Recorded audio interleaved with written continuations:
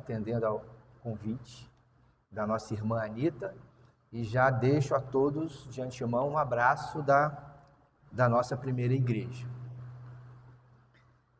Eu peço a todos que puderem ficar de pé para que o façam e para que acompanhem comigo a leitura em Mateus capítulo 3, nos versículos de 13 a 17. Evangelho de Mateus, capítulo 3, versículos de 13 a 17.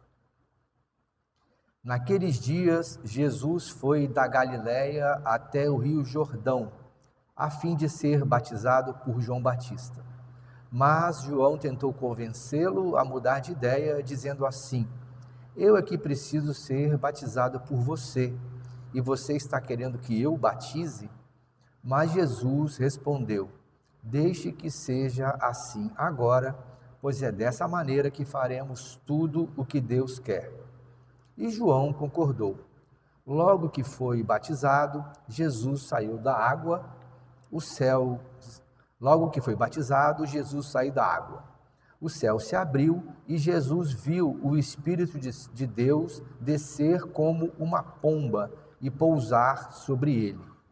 E do céu veio uma voz que disse: esse é o meu filho querido, que me dá muita alegria. Os irmãos podem se assentar. Bom, esse é o texto proposto por nosso calendário litúrgico e que é uma coisa muito pedagógica e muito didática, porque no domingo passado o assunto foi os magos do Oriente, né?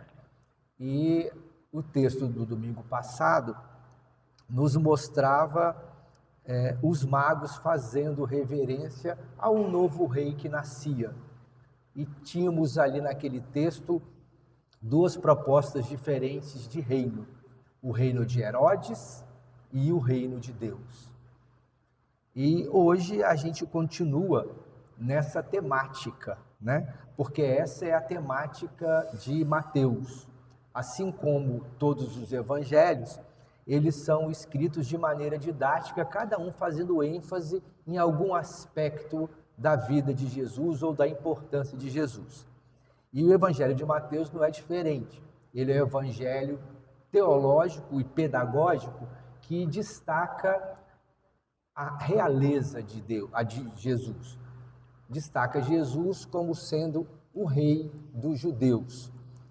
Mas vocês podem estar se perguntando, mas o que esse texto tem a ver com Jesus, rei dos judeus? Nós vamos chegar lá.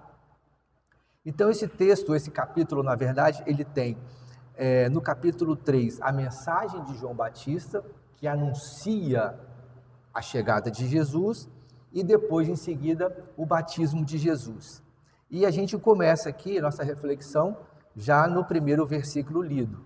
Naqueles dias, Jesus foi da Galiléia até o rio Jordão, a fim de ser batizado por João Batista. Ou seja, ele não estava passando lá por acaso, como o pessoal de hoje em dia fala, um rolê aleatório, né? Ele foi a Galiléia com o objetivo, claro, de ser batizado por João Batista. E João Batista tentou convencê-lo a mudar de ideia, mas Jesus não. Eu preciso ser batizado. E respondeu dessa maneira: deixe que seja assim agora, pois é dessa maneira que faremos o que Deus quer. E João concordou. Logo que foi batizado, seguindo no versículo 16, Jesus saiu da água, o céu se abriu e Jesus viu o Espírito descer como uma pomba e pousar sobre ele, e do céu veio uma voz que disse: esse é o meu filho querido, que me dá muita alegria. Bom, esse texto ele está carregado de uma série de perguntas que podemos fazer e uma série de respostas que vamos procurar conversar sobre elas hoje. Uma pergunta muito simples, né, e muito curiosa seria: para que Jesus vai ser batizado? Se o arrependimento de João Batista era um arrependimento, se o batismo de João Batista, perdão, era um batismo de arrependimento e perdão de pecados. Fica essa pergunta, né? Por quê? Se Jesus não tinha pecado, se ele não tinha arrependimentos, por que cargas d'água Jesus precisava ser batizado? É aí que entra a nossa reflexão de hoje. Arrependimento, naquela época, não significava o que significa para nós hoje. Na cultura judaica, se arrepender era mudar completamente de vida. Significava dizer que, a partir desse ponto, a minha vida vai ser completamente diferente. Significava dizer que eu vou entrar nas águas de batismo de um jeito e vou sair de outro jeito. A gente observa isso muito claramente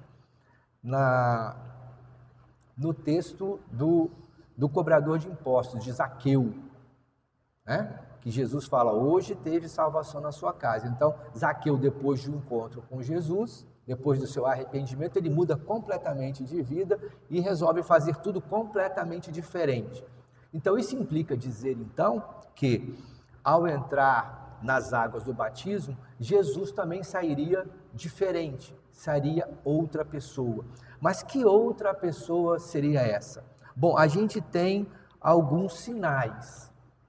Um dos sinais está no versículo 16, que diz, o céu se abriu. O céu se abrir tem um significado teológico para o ouvinte da época, não para nós temos que correr atrás do significado, mas para o ouvinte da época, que vivia naquele contexto mais ou menos do ano 80, né, em que a comunidade de Mateus escreve o texto, baseado nas suas expectativas e esperanças. Então, uma dessas esperanças era que Jesus fosse reconhecido como rei e que realmente ele reinasse, ou sua mensagem reinasse sobre todos aqueles da comunidade. Então, esse texto é um texto de esperança. E quando o céu se abre, na Bíblia, ele tem um significado teológico desde o Antigo Testamento e dos apócrifos, de que está inaugurado um novo tempo. É chegada uma nova era. É o tempo do fim. Não o fim dos tempos, mas o tempo do fim. Uma nova era, um novo começo. Então, se tudo hoje é caos e falta de esperança, essa esperança agora se faz presente. Então, o batismo de Jesus é, na verdade, a sua unção como rei. Por isso, ele foi batizado por João Batista. Não foi um batismo de arrependimento, no sentido de lamentar o que foi feito, mas de um batismo de arrependimento no sentido de Jesus entrou um Jesus e saiu um outro Jesus. E quem confirma essa mudança é a pomba que pousa sobre ele, que também tem um significado teológico, mas também a voz que vem do céu do Pai dizendo, esse é o meu filho querido que me dá muita alegria. Então, essa unção, ela não só acontece, como ela é referendada pelo Pai. Então, é como se esse texto dissesse para aquele povo daquela época, vocês estão vivendo em tempos turbulentos, vocês estão frequentando as sinagogas junto com os judeus, e é para esses judeus cristãos que esse texto é escrito, dizendo para eles, vocês que estão aqui nas sinagogas junto com os cristãos e vocês judeus cristãos, o seu rei está aqui, o seu rei surgiu. E ele trouxe uma mensagem diferente, uma mensagem de esperança e uma mensagem também de continuidade com João Batista, no sentido que ela se desloca do centro do poder religioso. Assim como João Batista era filho de sacerdote e abriu mão de ser um sacerdote do templo e foi um sacerdote do povo e que se deslocou para o deserto, também Jesus foi ungido, batizado, num rio também que tem todo o significado teológico, que é o Rio Jordão, que significa aquele que corre. É lógico que todo rio corre, mas o Rio Jordão, ele corre em direção ao Mar Morto. Então é muito significativo que o batismo do Senhor seja um batismo que traga uma vida nova e que leve as coisas antigas correndo para o Rio Jordão, para o rio que corre, para o Mar Morto. Ou seja, tudo que precisa ser mudado, ou tudo que precisa passar, esse tempo velho, ele foi levado pelas águas do renovo, pelas águas do Jordão, e agora está no Mar Morto. Daqui para frente é tudo diferente. Após o meu batismo, eu devo reinar. Eu fui ungido para isso. Tanto ele se é ungido e tanto se desloca também, assim como João Batista, do centro do poder, que a primeira coisa que acontece com ele é ser levado pelo Espírito para ser tentado. E justamente a tentação dele consiste em que ele exerça o seu poder em seu próprio favor, para a sua própria segurança, para que o mundo caia sob seus pés, ou para que ele seja alimentado. Então esse texto, ele nos dá essas duas lições muito importantes. Primeiro, é um texto de esperança, é um texto de renovo. Todo batismo é um renovo. O batismo do Senhor é um batismo que nos dá esperança, porque assim como no domingo passado nós aprendemos que nasceu o novo reino, que a gente deveria reconhecer, assim como os sábios do Oriente reconheceram naquele menino nascendo um reino, a gente deve reconhecer também nesse batismo o nascimento do rei. E a gente não costuma ser muito receptivo com pessoas que vêm de fora para interferir na nossa vida. E Jesus é uma dessas pessoas que vem de fora para interferir na nossa vida. Nós gostamos muito de reinar sobre nós mesmos. Nesse ponto, nós somos muito parecidos com Herodes da semana passada, que não queria que aquele rei nascesse, queria impedir que nascesse um novo reino, queria que aquele reino não concorresse com o seu próprio reino. E nós somos também um pouco assim. Nós às vezes não reconhecemos Jesus como aquele que é o rei e que reina sobre nós, porque nós gostamos muito de reinar sobre as nossas próprias vidas. Geralmente no começo do ano nós fazemos muitos planos e criamos muitas expectativas. E fazemos também uma retrospectiva do ano que passou. E geralmente nós fazemos as análises do ano passado e os planos do ano que está por chegar, baseado nas nossas próprias potencialidades, nas nossas próprias expectativas. O que é que eu devo fazer nesse ano? E a gente se propõe a fazer um monte de coisa, e fazemos listas, é assim, vai ser assado, vai ser assado. Só que a gente esquece de combinar com o rei, né? A gente é muito pretensioso em relação ao nosso próprio destino. Se pararmos para pensar, nada está sob nosso controle, né? Nós não escolhemos onde vamos nascer, quando vamos nascer, se nasceremos com saúde ou sem saúde, filhos de quem seremos. E no final da vida também não vamos escolher quando iremos partir dessa vida, como partiremos, com saúde ou não. Não escolhemos também se teremos saúde hoje, amanhã ou depois. E entre essas duas não escolhas, nós queremos escolher tudo. É muito difícil a gente admitir que somos impotentes diante das coisas que acontecem. Mas também é muito consolador saber que Deus está no controle de todas as coisas. E tanto está no controle que se deu ao trabalho de mandar o seu filho, ungí-lo rei, para que ele reinasse sobre nós.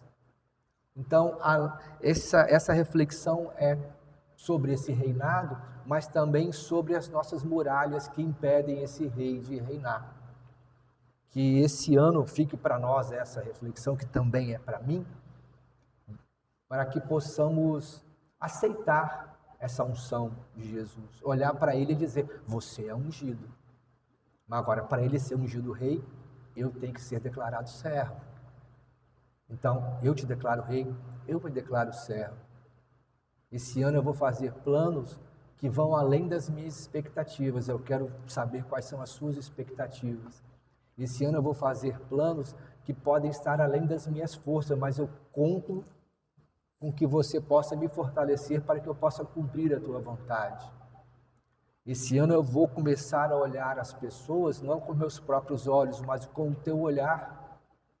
Olhar o outro verdadeiramente como irmão. Eu vou procurar entender as coisas não com o meu próprio entendimento, mas com o seu entendimento. E que assim seja a nossa vida esse ano e todos os anos que hão de vir, com essa reflexão de que nós pessoalmente, como comunidade, temos que olhar para essa cena e declarar, ele foi ungido rei e eu fui declarado servo. E que como servo possamos servi-lo da melhor maneira possível, com total submissão, não existe submissão parcial ao rei, com total submissão e com alegria de sabermos que estamos servindo ao verdadeiro rei.